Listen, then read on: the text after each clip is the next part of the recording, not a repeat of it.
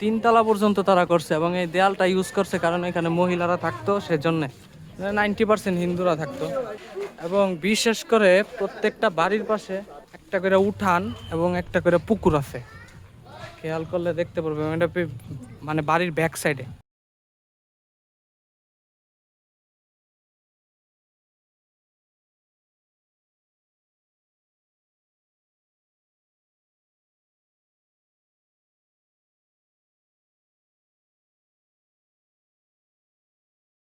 বর্তমান যুগে একটা সাধারণ মানুষের ইনকাম দিয়ে দোতলা একটা বাড়ি করতে খুব পরিশ্রমের বিষয়।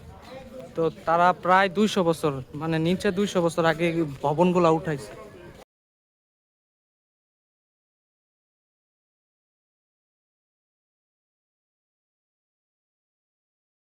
কতটা কষ্ট পেলে এই বাড়িগুলা ছেড়ে চলে যায় একটু ভাবলে কষ্ট লাগে খুব।